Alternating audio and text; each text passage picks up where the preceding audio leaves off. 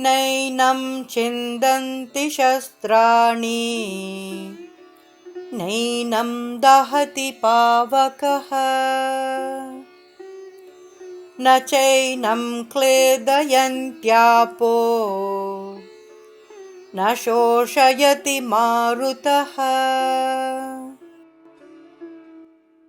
अनुवाद। किसी भी शस्त्र द्वारा आत्मा के टुकड़े नहीं किए जा सकते, न ही अग्नि आत्मा को जला सकती है, न ही जल द्वारा उसे गीला किया जा सकता है और न ही वायु इसे सुखा सकती है। विवरण। चेतना जो आत्मा का लक्षण है, उसे भौतिक अवयवों द्वारा समझा जा सकता है, लेकिन आत्मा स्वयं भौतिक विषयों के संपर्क में नहीं रहती। ऐसा केवल इसलिए है कि आत्मा दिव्य है और इस कारण से आत्मा भौतिक विषयों के पारस्परिक संबंधों से परे है।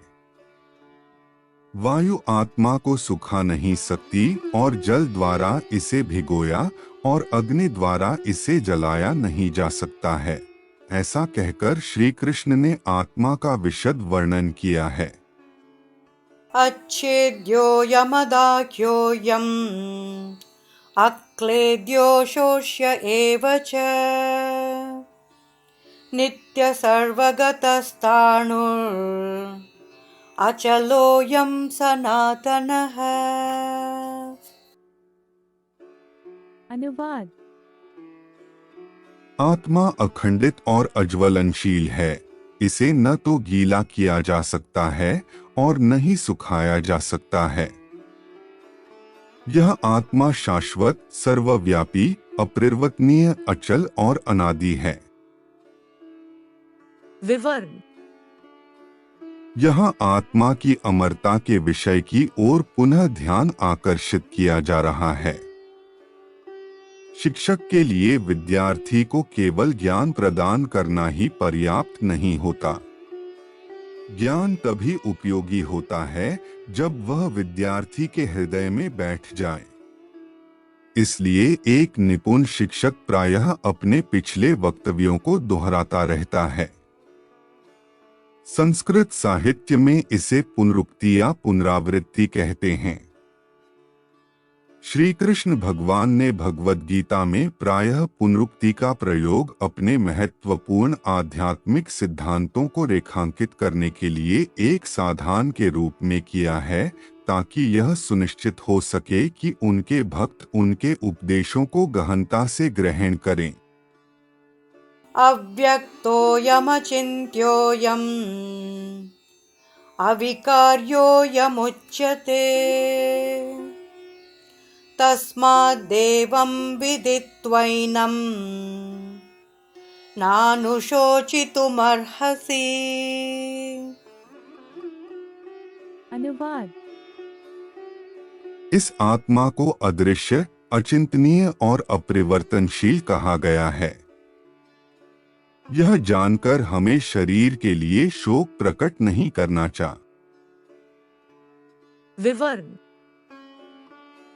हमारी आंखें भौतिक शक्ति से बनी हैं और केवल सांसारिक विषयों का ही अवलोकन कर सकती हैं, क्योंकि आत्मा दिव्य है और भौतिक शक्तियों के क्षेत्र से परे है। इसलिए यह हमारी आंखों के लिए अदृश्य है।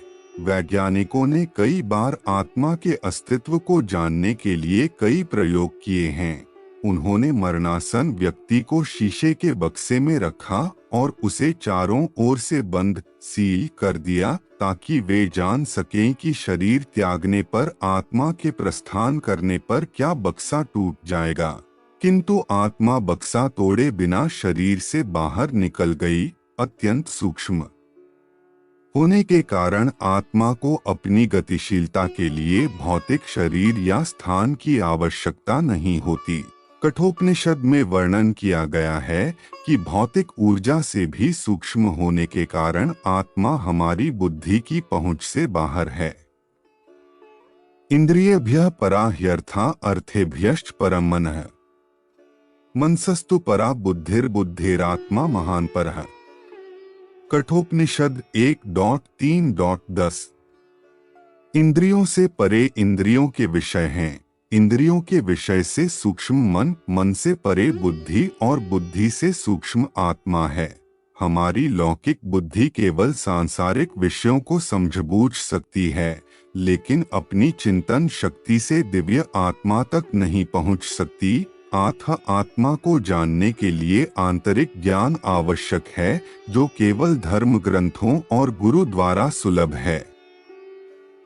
अगर आपको हमारे वीडियो पसंद आ रहे हैं तो उन्हें जरूर लाइक कीजिए और सब्सक्राइब करना ना भूलें ताकि आपको हमारे नए वीडियोस मिलते रहें। हरे कृष्ण।